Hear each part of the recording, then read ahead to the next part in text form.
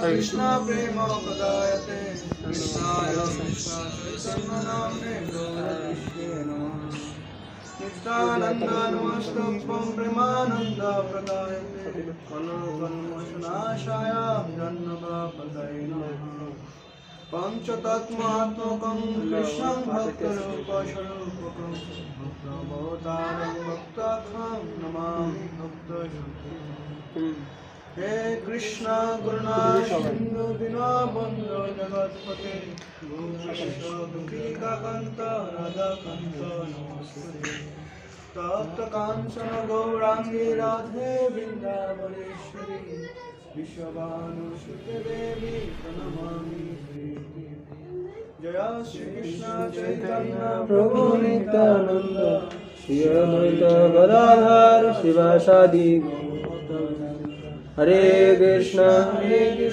कृष्ण कृष्ण हरे हरे हरे राम राम राम ओम नमो भगवते वासुदेवाय ओम नमो भगवते वासुदेवाय ओम नमो भगवते वासुदेवाय ओम नमो भगवते वासुदेवाय ओम नमो भगवते वासुदेवाय यस्य प्रसाद भगवत् प्रसाद यस्य प्रसाद भगवत् प्रसाद यस्य प्रसादन्न गतिगतः यस्य प्रसादन्न गतिगतः दयं स्तवं तस्य दश श्रीशन्द दयं शुभं तस्य दश श्रीशन्द वन्दे गुरु श्री चरणारविन्द वन्दे गुरु श्री चरणारविन्द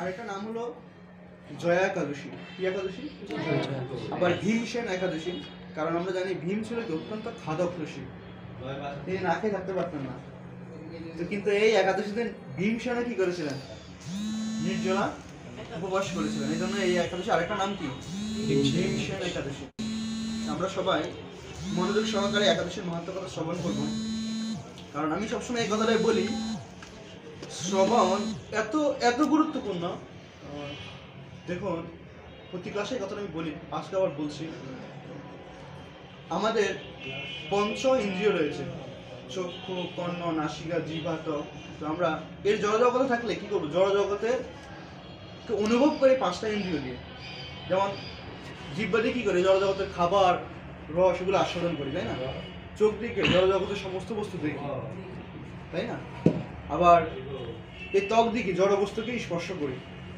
তা আমার মৃত্যু হলে সাধারণত এই ইন্দ্রিয়গুলো সবগুলো কি হয়ে যাবে বিনষ্ট হয়ে যাবে নষ্ট হয়ে যাবে না আমি মারা গেলে কি জিহ্বা দিয়ে এই জিহ্বা দিয়ে কি স্বাদ গ্রহণ করতে পারবো এই হাত দিয়ে কি স্পর্শ করতে পারবো তাহলে আমি মারা গেলে আমার এই ইন্দ্রিয়ের কাজ শেষ কিন্তু আপনার একটা ইন্দ্রিয় আছে আপনার এই জগতে থাকলে যেরকম কাজ করবে আর ভগবত দামে থাকলে একরকম কাজ করবে সেটা কি সেটা হলো কাম আপনি এখানে যেরকম কৃষ্ণ কথা শ্রবণ করেন ভগবত ধামে গেলেও কি ঠিক কৃষ্ণ কথাই শ্রবণ করবেন এখানে কৃষ্ণকে যেভাবে ডাকা হয় ভগবত ধামে সে একই নামে ডাকা হয় তো একমাত্র আপনার একটা ইন্দ্রিয় আছে যে ইন্দ্রিয় দিয়ে কি করা যাবে মানে এই জগতে কাজ করা যাবে আবার ভগবত ধামে কাজ করা যাবে এই জন্য আমাদের নববিধা ভক্তির প্রথম অঙ্গটা কি শ্রবণ প্রথমে কি করতে হবে শ্রবণ করতে হবে এই জন্য শ্রবণটা খুব গুরুত্বপূর্ণ তো শাস্ত্রে বলছে এই একাদশী ব্রত যে আপনারা পালন করছেন এই একাদশী ব্রত মানে আপনার জন্য সফলতা কখন নিয়ে আসবে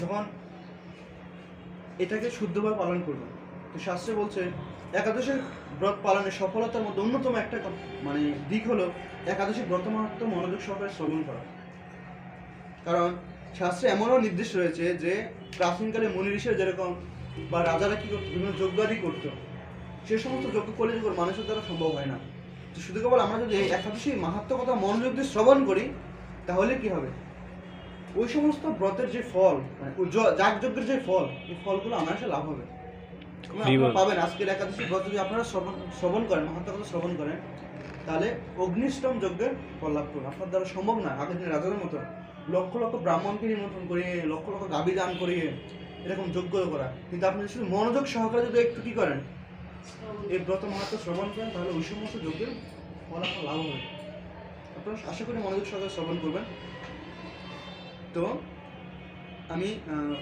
পাঠ করছি, আপনারা সবাই শ্রবণ করবেন। মাঘী শুক্লপক্ষিয়া জয়া একাদশী ব্রতের মাহাত্ম্য ভবিষ্যতের পুরাণে যুধিষ্ঠির শ্রীকৃষ্ণ সংবাদ রূপে বর্ণিত হয়েছে। শ্রী গরুড় পুরাণে মাঘ মাসের শুক্লপক্ষী একাদশী তিথিকে ভৈমী একাদশী নামে অভিহিত করা হয়েছে। কল্পান্তরে বিভিন্ন পুরাণে বিভিন্ন নাম দেখা যায়। পদ্মপুরাণ অনুসারে জ্যৈষ্ঠ মাসের শুক্লপক্ষিয়া একাদশীর নামই পাণ্ডবা নির্জলা বা ভীম সৈনিক একাদশী, বা আমরা এটাকে ভৈমী একাদশী বলি। যুধিষ্ঠির মহারাজ বললেন, হে কৃষ্ণ, আপনি কৃপা করে মাঘ মাসের শুক্লপক্ষের একাদশীর সবিশেষ বর্ণনা করুন। কে জিজ্ঞেস করলো? যুধিষ্ঠির মহারাজ। হ্যাঁ, তৎকালীন মহাভারতের চক্রবর্তী সম্রাট, অর্থাৎ এই শশাকরা পৃথিবীর মালিক, সে যুধিষ্ঠির মহারাজ, তিনি কি করছেন? ভগবান শ্রীকৃষ্ণকে জিজ্ঞেস করছেন, হে কৃষ্ণ, আপনি কৃপা করে মাঘ মাসের শুক্লপক্ষের একাদশীর মাহাত্ম্য সবিশেষ আমার নিকট বর্ণনা করুন। শ্রীকৃষ্ণ বললেন, হে মহারাজ, দেখুন কত সুন্দর বাণী। ভগবানকে কি বলছে? আপনি বলে সম্বোধন করছেন। আর ভগবান কি করছেন? রাজনকে কি করছেন? কত সুন্দর করে সম্বোধন করছেন। হে মহারাজ, মাঘ মাসের শুক্লপক্ষের একাদশী জয়া নামে প্রসিদ্ধ। যে আমরা জানি একটা মাসে কয়টি পক্ষ হয়? দুটি। একটি চান্দ্র মাসে কয়টি পক্ষ? দুইটি পক্ষ, একটা হলো শুক্লপক্ষ আর একটা হলো কৃষ্ণপক্ষ। তো বলছে যে মাঘ মাসের শুক্লপক্ষের একাদশীটি কি নামে প্রসিদ্ধ? জয়া একাদশী নামে প্রসিদ্ধ। এই তিথি সর্বপাপ বিনাশিনী, সর্বশ্রেষ্ঠা, পবিত্রা, সর্বকাম ও মুক্তি প্রদায়িনী। এই ব্রতের ফলে মানুষ কখনো প্রেতাত্ম প্রাপ্ত হয় না। প্রেতত্ব মানে কি জানেন তো না? প্রেতত্ব মানে দেহবিহীন আত্মা, মানে সূক্ষ্ম দেহ, শুধু এই জড় দেহ লাভান। যেমন এই জড় জগৎকে ভোগ করতে হলে, এই জড় জগৎকে অনুভব করতে হলে কিসের প্রয়োজন হয়? এটা জড় দেহের প্রয়োজন হয়, হয় না? দেখবেন যারা আত্মহত্যা করে বা বিভিন্ন অ্যাক্সিডেন্টে বিভিন্ন কারণে মারা যায়, তার দেহটা এখনো ত্যাগ করার সময় আসে নাই, কিন্তু যে কোনো কারণে হোক সে অন্যের দ্বারা খুন হয় না, নাকি অন্যের দ্বারা খুন হয় না, এরপরে গাড়ি অ্যাক্সিডেন্ট হয়, আগুনে পুড়ে মারা যায়, বা তার দেহটা এখন শেষ হওয়ার সময় আসে না, কিন্তু দুর্ঘটনার পরে কি হয়েছে? দেহটা শেষ হয়ে গেছে। তাহলে যেহেতু তার সময়, তার এখন আকাঙ্ক্ষা শেষ হওয়ার আগে কি তার দেহটা কি হয়ে গেছে? বিনাশ হয়ে গেছে। এই জন্য ওই সকল দেহের ক্ষেত্রে তার আবার জড় দেহটা লাভ করতে অনেক সময় প্রয়োজন হয়। এর মধ্যে যারা আত্মহত্যা করে, অনেকে তো অ্যাক্সিডেন্টে মারা যায়, সেটা আলাদা কথা, কিন্তু যারা নিজেরা নিজেকে শেষ করে, তাদের ক্ষেত্রে দেহ পাওয়াটা খুব কষ্টকর হয়ে যায়। তারা খুব সহজে দেহ পায় না। তো তারা কি করে? শাস্ত্রে বলছে বায়ুস্থিত নিরাশ্রয়। তারা কি করে? বায়ুতে স্থিত হয়ে কি নিরাশ্রয় ভাবে ঘুরে। আমাদের এই দেহটার মধ্যে দুটো দেহ আছে, একটা হলো কি জড় দেহ, একটা হলো সূক্ষ্ম দেহ। জড় দেহটা কি?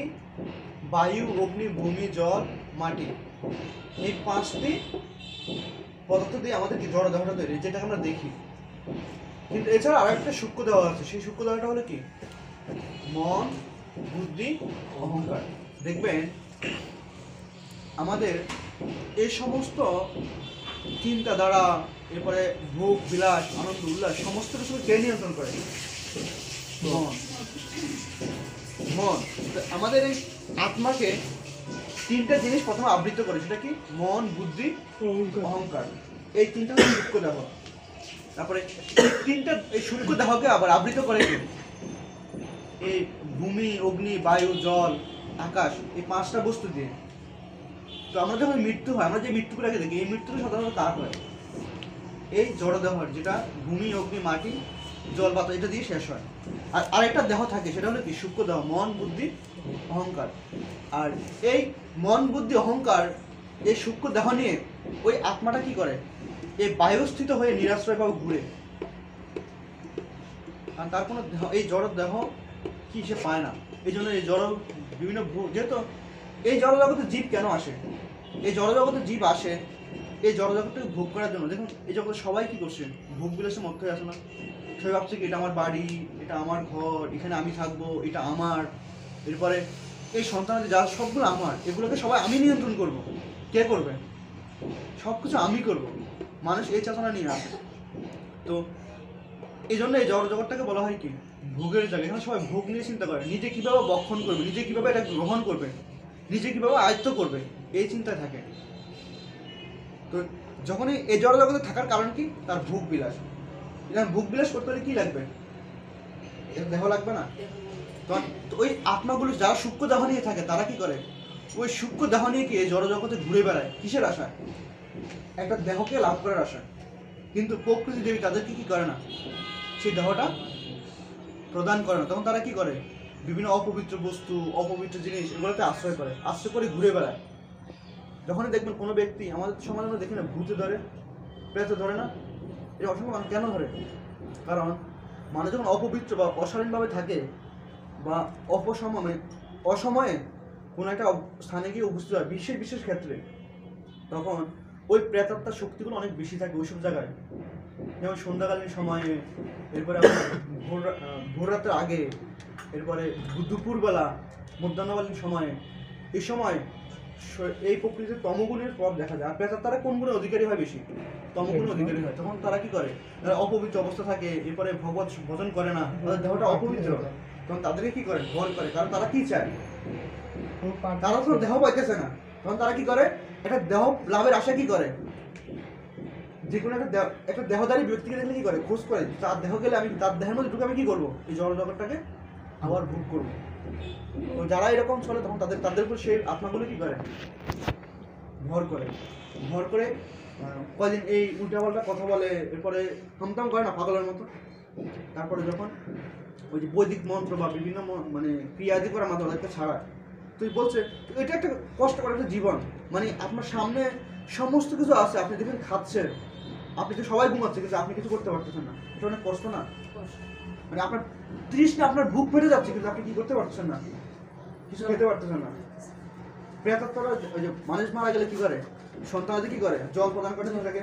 তো এই কারণ হলো আত্মা খুব কষ্ট পায়, জল পায় না, খাবার পায় না, কোনো কিছু পায় না, মানে একটা কি এমন একটা পরিস্থিতির মধ্যে থাকে। তো বলছে আজকে যারা এই একাদশী ব্রত পালন করে তাদের অন্তত কি হবে না, ভগবানের কৃপায় এই প্রেতাত্মা লাভ হবে না।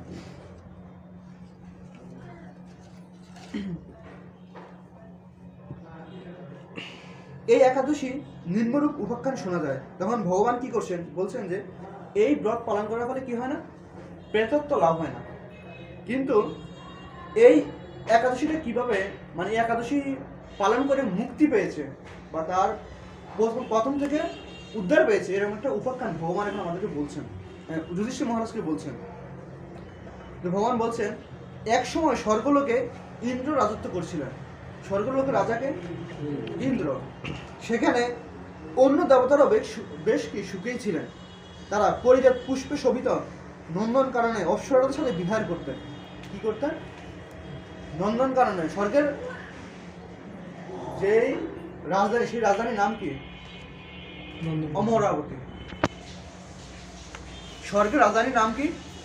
অমরাবতী। আর অমরাবতী কি অত্যন্ত ফুল, রাজপ্রাসাদ, স্বর্ণ মন্দির, মানে অত্যন্ত বিলাসবহুল একটা জায়গা। সেই রাজধানীর মধ্যে অত্যন্ত সুন্দর একটা বন, সেই বনের নাম কি? পরিজাত পুষ্প, সেই বনের নাম নন্দন কানন। কি? নন্দন কানন। তো বলছেন সেই নন্দন কাননে একদিন ইন্দ্র এবং অন্যান্য দেবতারা মিলে কি করছেন, নৃত্য গীত এগুলো কি করছেন, উপভোগ করছেন। একদিন 50 কোটি অপ্সরা ও নায়ক দেবরাজ ইন্দ্র স্বেচ্ছায় আনন্দ ভরে তাদের নৃত্য করতে বললেন। একদিন কি করলেন, দেবরাজ ইন্দ্র 50 কোটি, কত কোটি? 50 কোটি অপ্সরা মিলে কি করছেন, ওই নন্দনকাননে কি করছেন, নৃত্য গীত করছেন দেবরাজ ইন্দ্রের আদেশে। তো সেখানে শুধু নৃত্য হচ্ছে না, নৃত্য শুধু নৃত্য হয়, নৃত্যের পাশাপাশি কি লাগে, গান লাগে না? তো দেবতাদের মধ্যে যারা গান গায় তাদেরকে কি বলা হয়? দেবতাদের মধ্যে ভাগ আছে, যারা কয়েক প্রকার দেবতা আছে, কুবের, এরপরে অপ্সরা, এরপর গন্ধর্ব। যারা গান কীর্তন করে স্বর্গে তাদেরকে বলা হয় কি? গন্ধর্ব। যারা নৃত্য করে তাদেরকে বলা হয় অপ্সরা। তো অপ্সরারা যখন ওই নন্দনকাননে নৃত্য করছিল, তার সাথে সাথে অত্যন্ত মানে সুন্দর নৃত্য, মানে গান গাইছিল কারা? গন্ধর্বরা। তো সেখানে এমন এমন গন্ধর্বরা উপস্থিত ছিল যে আমাদের পৌরাণিক কাহিনীতে যে বিখ্যাত বিখ্যাত গন্ধর্বগণের নাম আছে, সেই গন্ধর্বগণ ছিলেন। নৃত্যের সাথে গন্ধর্বগণ গান করতে লাগলেন। পুষ্পদত্ত, চিত্রসেন প্রভৃতি প্রধান প্রধান গান্ধর্বরা সেখানে উপস্থিত ছিলেন। প্রধান প্রধান বুঝেন তো, মানে আমরা যেটা বুঝি আমাদের পৃথিবীতে কত লক্ষ লক্ষ শিল্পী আছে না, তার মানে সব শিল্পীকে আমরা চিনি নাকি? যারা বিখ্যাত বিখ্যাত শিল্পী তাদের নাম সবাই, যদি এখন সারা পৃথিবী বিখ্যাত শিল্পী বাংলাদেশের কি কুমিল্লা টাউন হলে আসে, এই কুমিল্লার সঙ্গে মানুষ জায়গা দিতে পারা যাবে? মানে ওই রকম শিল্পীরাও কি করছেন ওই দিন ওই অনুষ্ঠানে আসেন। তো পুষ্পদত্ত, চিত্রসেন প্রভৃতির প্রধান প্রধান গান্ধর্বরা সেখানে উপস্থিত ছিলেন।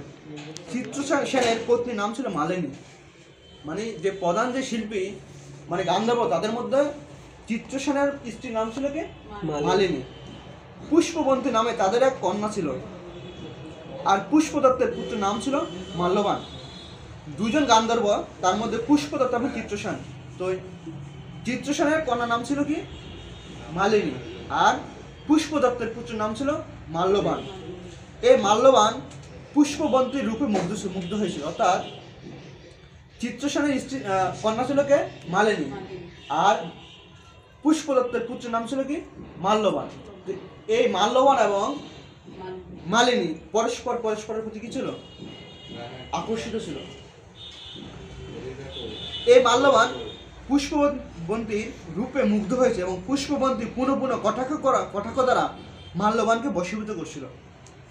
মানে আমাদের সমাজে দেখেন না, আমাদের বর্তমান সারা পৃথিবীটা যেরকম মানুষ এত জড়জগৎ আসলে এই সম্পর্কে দ্বারা পরিচালিত হয়। মানে জড় দেহের প্রতি পুরুষ স্ত্রীর প্রতি আকর্ষিত হচ্ছে, স্ত্রী কি হচ্ছে? পুরুষের প্রতি আকর্ষিত হচ্ছে। তো এই নিকৃষ্ট একটা আকর্ষণ, এই আকর্ষণে পুষ্পবন্তী এবং কি মাল্যবান দুজন অপ্সরা কি হচ্ছে? পরস্পরের প্রতি আকর্ষিত হয়ে আছে। এমনকি নৃত্য গীতের মধ্যে তারা কি করছে? পরস্পর কি করছে? বিভিন্ন কটু কথা বা বিভিন্ন কথা কি করছে? আকর্ষণ করার চেষ্টা করতেছে, করে না এরকম? আমাদের মধ্যে যুবক এবং যুবতীদের মধ্যে এই ভাবটা দেখা যায়। সারা দিনকে দিন রাত মোবাইলে কি যে কথা বলে, এই সকল চলছে আর কাদের মধ্যে? পুষ্পবন্তী এবং মাল্যবানের মধ্যে। তো ইন্দ্রের প্রীতি বিধানের জন্য তারা দুজনে নৃত্য গীতের সবাই যোগদান করেছিল। তাদের উদ্দেশ্যটা কি ছিল? তাদের উদ্দেশ্য ছিল আজকে তাদের যে রাজা ইন্দ্র, স্বর্গ রাজাকে, ইন্দ্রকে কি নৃত্য গীতের মাধ্যমে কি করা? সন্তুষ্ট করা। তাদের উদ্দেশ্য ছিল এটা, কিন্তু তারা সেটাকে ভুলে গিয়ে কি করছে? পরস্পরের দেহের প্রতি আকর্ষিত হয়ে কি করছে? এই নৃত্য গীতের এত সুন্দর একটা পরিবেশে গিয়ে তারা কি করছে? বাজে আচরণ করছে। কিন্তু একে অপরের প্রতি আকৃষ্ট থাকায় উভয়ের চিত্ত বিভ্রান্ত হচ্ছিল। এখন দেখেন আপনার যারা কীর্তন করে বা গান করে বা নৃত্য করে, তাদের চিন্তা কেমন থাকতে হয়? ওই গানের প্রতি, নৃত্যের প্রতি। যদি তাদের মন অন্যদিকে থাকে, নৃত্যটা কি ভালো হয়? কীর্তনটা কি ভালো হয়? বারবার তাল কেটে যায় না? তো পুষ্পবন্তী আর মাল্যবানের ক্ষেত্রে একই রকম করছিল। সেখানে তারা পরস্পর কেবল দৃষ্টিবদ্ধ অবস্থায় দাঁড়িয়ে থাকলো। ফলে তাদের গানের যে ক্রম, মানে তার যে গানের যে তাল, এই তাল বারবার কি হচ্ছে? তাদের কারণে হারিয়ে যাচ্ছে। তাদের এইরকম তাল মান ভঙ্গভাব দেখে তারা যে পরস্পরের প্রতি কামাসক্ত হয়েছে, দেবরাজ ইন্দ্র তা বুঝতে পারলেন। এটা কি দেবরাজ ইন্দ্রের নজরে পড়ছে। তখন ক্রোধ বসে তিনি তাদের অভিশাপ দিলেন যে, রে মূঢ়, তোমরা আমার আজ্ঞা লঙ্ঘন করেছ। তোমাদের দিক এখনই তোমরা বিচার জনি লাভ করে মর্তলোকে নিজ দুষ্কর্মের ফল ভোগ করো। দেবরাজ ইন্দ্র কি করেছেন? দেবরাজ ইন্দ্র কি ছিলেন? অবশ্যই ব্রহ্মজ্ঞানী ছিলেন, উনি ব্রাহ্মণ ছিলেন। উনি তৎক্ষণাৎ যা বলে তাই কি ফলে উনি তৎক্ষণাৎ অভিশাপ দিয়ে দিচ্ছেন, হে রূঢ়, হে পাপী, হে মূর্খ, তোমরা কি করেছ? যে এই সুন্দর পরিবেশে এসে কি করছো? মানে পরস্পর দেহের প্রতি কি হয়েছ? আসক্ত হয়ে এই সুন্দর সভাকে নষ্ট করেছো। আমি তোমাদের অভিশাপ দিচ্ছি, তোমরা কি হও? পিশাচজনী লাভ করো। পিশাচরা কি করে? একটু আমি বলছিলাম এর আগে, প্রেতাত্মারা কি করে? অন্য একটা দেহের প্রতি কি হয়? আকর্ষিত হয় না? কখনই দেহটাকে বশ করে সে কি করবে? জড়জগৎটাকে ভোগ করবে। তা আমাদেরও এই যুবক যুবতী বা আমাদের এই পুরুষ স্ত্রীর প্রতি, স্ত্রী পুরুষের প্রতি যেরকম আসক্ত হয়, আসক্তটা কিসের প্রতি হয়? দেহের প্রতি না?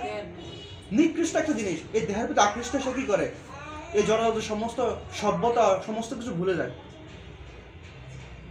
ভুলে যায় না?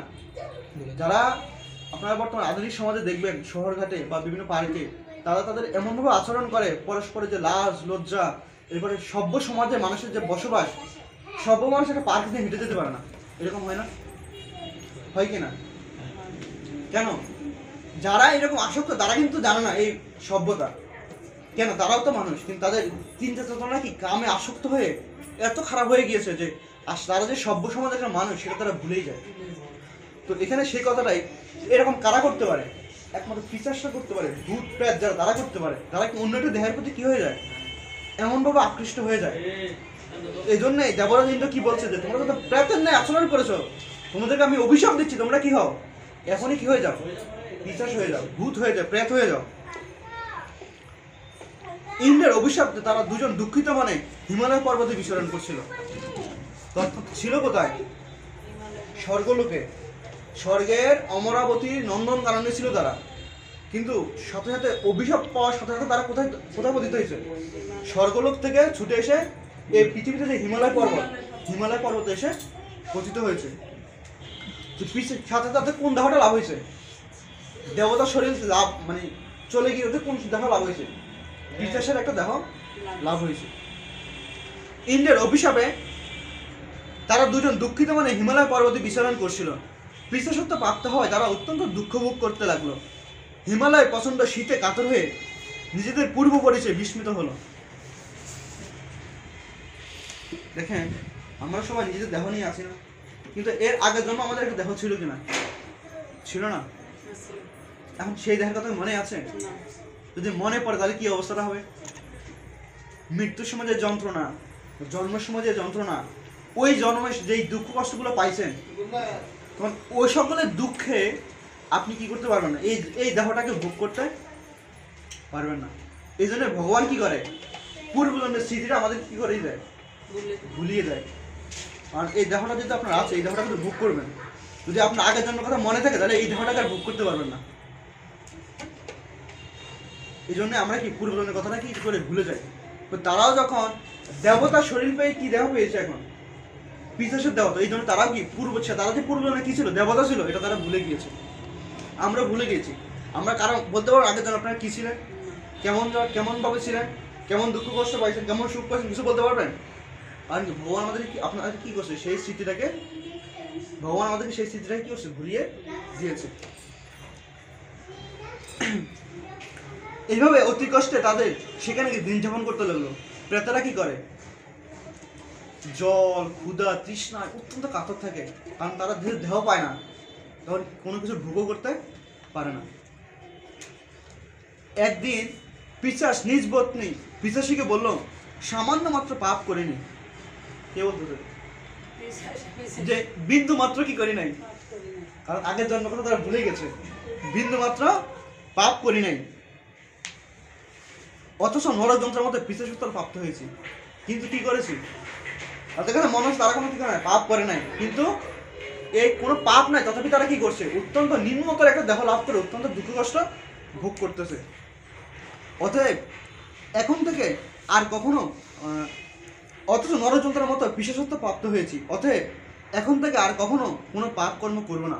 এখন এই মানে তারা মনে করতে পারছে কোনো পাপ করছে কিনা, কিন্তু এই পিশাচ দেহের যে কষ্ট, এটা আমরা যখন খুব কষ্ট পাই তখন মনে মনে ভগবানের চিন্তা আসে না, যে ভগবান আমার মনে পাপ আছে, এই জন্য ভগবান আমাকে এত কষ্ট দিচ্ছে, ভগবান আর কোনো পাপ কর্ম করবো না, তুমি কি করো, আমাকে এই বিপদ থেকে রক্ষা করো। কিন্তু ভগবান যখন বিপদ থেকে রক্ষা করে তখন আবার কি হয়ে যায়, আবার হরে কৃষ্ণ। দেখুন এখানে ঠিক একই রকম, তারা এখন খুব কষ্ট পাচ্ছে। তো তারা বলছে যে অতএব এখন থেকে আর কখনো কোনো পাপ কর্ম করবো না। এভাবে চিন্তা করে করে তারা সেই পর্বতের মৃত প্রায় অবস্থায় বাস করতে লাগলো। হিমালয়তে কোনো জনমানব নেই, কাকেও ভর করে কোনো কিছু গ্রহণ করবে। এই জনলোকালয়ে না মানুষ একটা জিনিস, ভূত প্রেতটা কি করে, এই জনলোকালয়ে এসে কি করে, কোনো দেহটাকে ভর করে কি করে, করে না, কোনো কিছু গ্রহণ করে। কিন্তু হিমালয়ে মানুষ আসবে কোথেকে, তখন তারা কি খুব কষ্টে আছে, এমনকি খুব ঠান্ডা। হিমালয় কেমন, বরফ শীতল ঠান্ডা। হিম আলয়, হিম মানে কি, আর আলয় মানে, হিমালয় জায়গাটা হলো কি, আলয় মানে ঘর, ঠান্ডার ঘরটা হলো হিমালয়, ওখানে সব কিছু বরফ আর বরফ। তো বলছেন, তো তারা বলছে যে তারা মৃতপ্রায় অবস্থায় বসবাস করতে লাগলো। মাল্যবান ও পুষ্পবন্তী পূর্ব কোনো পুণ্যবশত সেই সময় মাঘী শুক্লপক্ষিয়া মাল্যবান ও পুষ্পবন্তীর পূর্ব কোনো পূর্ণবশত সে সময় মাঘী শুক্লপক্ষিয়া জয়া একাদশী তিথি উপস্থিত হলো। তারা একটি অশ্বত বৃক্ষতলে নিরাহারে নির্জলা অবস্থায় দিবানিশি যাপন করতে লাগলো। কি করলো? যে এই আজকের এই তিথির দিন তারা কি করলো? একটি অশ্বত বৃক্ষের নয়, কার নিকট, কোন বৃক্ষ? অশ্বত অত্যন্ত পবিত্র বৃক্ষ। এই জগতে কতগুলো পবিত্র বৃক্ষ আছে, এই বৃক্ষগুলো আপনারা সমাধান করুন। যেমন তুলসী মহারানী, অত্যন্ত পবিত্র বৃক্ষ। তুলসী মহারানীকে বৃক্ষ বলা উচিত নয়, উনি সদাই তুলসী মহারানী, এগুলো উচ্চারণ করা। এরপরে বট বৃক্ষ, এরপরে নিম বৃক্ষ, অশ্বত বৃক্ষ, এই বৃক্ষগুলো অত্যন্ত পবিত্র বৃক্ষ, এগুলো এই জগতের বৃক্ষ নয়। এরপর আমলকি বৃক্ষ, আপনারা একটা আমলকি ব্রত আছে না একাদশী তিথি, হ্যাঁ, ওইখানে এই আমলকি বৃক্ষের কথা বর্ণনা করা আছে। তো এইসব বৃক্ষ খুব পবিত্র বৃক্ষ। তারা কি করছে? এই একাদশী তিথির দিন কোনো না কোনো কারণে, কোনো সৌভাগ্যবশত কি করছে? এই যে আপনার প্রথমে বললাম যে আপনারা যারা আজকে একাদশী ব্রত পালন করছেন, আপনারা অত্যন্ত সৌভাগ্যবান। কারণ সবাই এই কৃষ্ণ ভাবনাময় যে ব্রত পালন করে সবার সৌভাগ্য হয় না। বলছে যদি না থাকে পূর্বজন্মে নামের অঙ্কুর, এই জন্মে লাগবে না তার কাছে নাম সমুদর। এই যে আমরা হরিনাম করি, এই হরিনামটা আমাদের সৌভাগ্য নেই। যদি পূর্বজন্মে কোনো না কোনো সাধু বা বৈষ্ণবের কৃপা হয়, কোনো স্বীকৃতি আমার থাকে, তাহলে এই জন্মে আমাদের কাছে হরিনামটা সমুদ্র লাগবে। অনেকে তুমি হরিনাম শুনতে পারে না, হরিনামটা শুনতে পারে না কেন? তার পূর্বজন্মে কোনো স্বীকৃতি নেই, কোনো সাধুর কৃপা তার প্রতি নাই। তো তারাও কি কোনো পুণ্য ফলে আসে এই একাদশী তিথির দিন তারা অশ্বত বৃক্ষের নিচে কি করছে? নিরাহারে দিন যাপন করছে। শীতের প্রকোপে অনিদ্রের রাত্রি অতিবাহিত করলো। কি করলো? এই শীতের রাত্রে কি করলো? তারা ওই অশ্বত বৃক্ষের নিচে কি করলো? রাত্রি যাপন করলো। পরের দিন সূর্য উদয়ে দ্বাদশী তিথি উপস্থিত হলো। জয়া একাদশীর দিন অনাহারে এবং রাত্রি জাগরণে তাদের ভক্তির অনুষ্ঠান পালন হলো। তাদের মাধব তিথি ভক্তির জন্য একাদশী তিথিকে কি বলা হয়? মাধব তিথি। এই জগতে অনেক ব্রত আছে না, লক্ষ্মীর ব্রত, কালীর ব্রত, এই ব্রত, ওই ব্রত, কত ব্রত আছে না? সব ব্রত কি মাধব তিথি বলা হয়? একাদশী তিথিটাকে বলা হয় কি? মাধবের, কৃষ্ণের তিথি। আর ভক্ত, ভগবান এবং ভক্তি, তিনটা শব্দকে একই সূত্রে গাথা, একই সূত্রে গাথা। ভক্তি, ভগবান এবং ভক্ত। তো মাধব একাদশীটা কি? ভগবানের সাথে সম্পর্কিত। এই জন্য এই ব্রত পালন করা তার হৃদয়ে কি হয়েছে? ভক্তির অনুষ্ঠান পালন হয়েছে। এই ব্রত পালনের পরে ভগবান বিষ্ণুর কৃপায় তাদের পিছাচত্ব দূর হলো। দেখুন, এই ব্রত তারা পালন করার ফলে তাদের কি হয়েছে? তৎক্ষণাৎ পিছাচত্ব দেহ দূর হয়েছে। তারা দুজনে তাদের পূর্ব রূপ ফিরে পেল। এতক্ষণ ছিল কি? পিশাচ। যখন একাদশী ব্রত ইচ্ছাকৃত পালন করে নাই, অনিচ্ছাকৃত, কি ইচ্ছাকৃত? অনিচ্ছাকৃত এই ব্রত পালন করেছে। পালন করাতে ভগবান বিষ্ণুর কৃপায় কি হয়েছে? তাদের পিশাচ দেহ দূরে আবার কি দেবতার শরীর লাভ হয়েছে। তারপর তারা স্বর্গে ফিরে গেল। দেবরাজ তাদেরকে দেখে অত্যন্ত আশ্চর্য হলেন। তিনি জিজ্ঞাসা করলেন, কোন পুণ্য ফলে তোমাদের পিছনে দূর হলো? আমার অভিশাপ থেকে কে তোমাদের মুক্ত করবে? দেবরাজ কিন্তু কিছুদিন আগে তাদেরকে অভিশাপ দিলাম, হঠাৎ করে আবার চলে আসলো কিভাবে? তখন মাল্যবান বলেন, হে প্রভু, ভগবান বাসুদেবের কৃপায় জয়া একাদশী ব্রতের পূর্ণ প্রভাবে আমার পিছনে দূর হয়েছে। কে বললেন? ওই পুষ্পদত্তের পুত্র কে? মাল্যবান। মাল্যবান বলছেন যে ভগবান বাসুদেব কে? বাসুদেব কে? বসুদেবের পুত্র বাসুদেব, নন্দসুত, যে বাসুদেবের কৃপায় জয়া একাদশী ব্রতের পূর্ণ প্রভাবে আমার পিছনে দূর হয়েছে। তাদের কথা শুনে দেবরাজ ইন্দ্র বললেন, হে মাল্যবান, তোমরা এখন থেকে আবার অমৃত পান করো। স্বর্গলোকে যদি দেবত্ব প্রাপ্ত হয় তখন তাকে কি পান করা? অমৃত। কি পান করা? পান করা হয় অমৃত। পান করার ফলে তার কি হয় না? এই দেবতাদের কোনো রোগ সুখ এগুলো হয়, সে যখন অমৃত পান করে তখন সে তার রোগ সুখ ক্রিয়াদি কোনো কিছু তার হয় না। তখন সে লক্ষ লক্ষ বছর ধরে কি করে? স্বর্গলোকে বসবাস করে। তাদের কথা শুনে দেবরাজ ইন্দ্র বললেন, হে মাল্যবান, তোমরা এখন থেকে আবার অমৃত পান করো। একাদশী ব্রতে যারা আসক্ত এবং যারা এই কৃষ্ণভক্তি পরায়ণ, তারা আমাদেরও পূজ্য বলে জানবে। চিন্তা করে দেখুন, দেবরাজ ইন্দ্র বলছে যারা এই একাদশী ব্রত পালন করে, দেবতারা এসে তাদের কি করে? পূজা করে। দেবতারা কি করে? তাদেরকে পূজা করে। এই দেবলোকে তুমি পুষ্পবন্তীর সাথে সুখে বসবাস করো। এই দেবলোকে যেহেতু তারা কিছু ভুল করেছে, ভুল থেকে সংশোধন হয়েছে, শাস্তি পেয়েছে, এখন দেবরাজ কি করছে? আশীর্বাদ করছে, এখন থেকে তোমরা কি করো? সুখে শান্তিতে এই স্বর্গলোকে বসবাস করো। হে মহারাজ, এ জয়া, এখন কে বলছেন কথাটা? কৃষ্ণ এখন কি বলছেন? আবার এই যুধিষ্ঠির মহারাজকে বলছেন, হে মহারাজ, এই জয়া ব্রত ব্রহ্ম হত্যাজনিত পাপকে বিনাশ করে। শুধু কেবল কাম আসক্তিজনিত পাপের ফল নয়, যদি কেউ ব্রহ্ম মানে জীব হত্যাও করে, এই জীব, আমরা কি প্রতিনিয়ত অসংখ্য প্রাণী হত্যা করছি না? নিজের অজান্তে খাইতে লইতে ঘুমাতে কত পাপ করছি না? বলছে ব্রহ্ম হত্যাজনিত পাপও কি হয়? এই একাদশী ব্রত পালনের ফলে ক্ষয় হয়। এই ব্রত পালনে সমস্ত প্রকার দানের ফল লাভ হয়। আমরা দান করি না?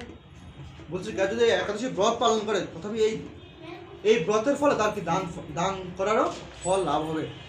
সকল যজ্ঞ তীর্থের পুণ্যফল এই একাদশীর প্রভাবে আপনা হতেই লাভ হয়। আমরা যতবার যাগ যজ্ঞ ক্রিয়া কর্ম যা কিছু দেখি না কেন, শুধু কেবল যদি এই মানে নিষ্ঠা সহকারে যদি এই একাদশী ব্রত পালন করি, তাহলে কি হবে? ওই সমস্ত যাগ যজ্ঞ ক্রিয়াদির ফল লাভ হবে। অবশেষ মহানন্দে অনন্তকাল বৈকুণ্ঠে বাস হবে। কি হবে? এই একাদশী ব্রত পালনের ফলে কি হবে? অনন্তকাল ধরে বৈকুণ্ঠ অর্থাৎ ভগবান নারায়ণের সাথে বসবাস হবে। এই জড়জগতে যে দুঃখ কষ্ট আছে, এই দুঃখ কষ্টগুলো আর লাভ হবে না। এই জয়া একাদশী ব্রত কথা পাঠ ও শ্রবণে অগ্নিষ্টম যজ্ঞের ফল লাভ হয়। যে আমি শুরুতে বলছিলাম, যদি আপনারা আজকে মনোযোগ সহকারে কি করেন, এই একাদশী ব্রত কথা শ্রবণ করেন, তাহলে কি হবে? আপনাদের অগ্নিষ্টম যজ্ঞের ফল লাভ হবে। তো আপনাদের আপনাদের কৃপায় আমারও কি হয়েছে? এই একাদশী ব্রত কথা পাঠ করার ফলে আমারও কি হয়েছে? সেই অগ্নিষ্টম যজ্ঞের ফল লাভ হয়েছে। এটা আপনাদের কৃপা হয়েছে, কারণ আপনারা মনোযোগী শ্রবণ করেছেন। তো এই ছিল আজকের এই একাদশী ব্রত মাহাত্ম্য কথা। আশা করি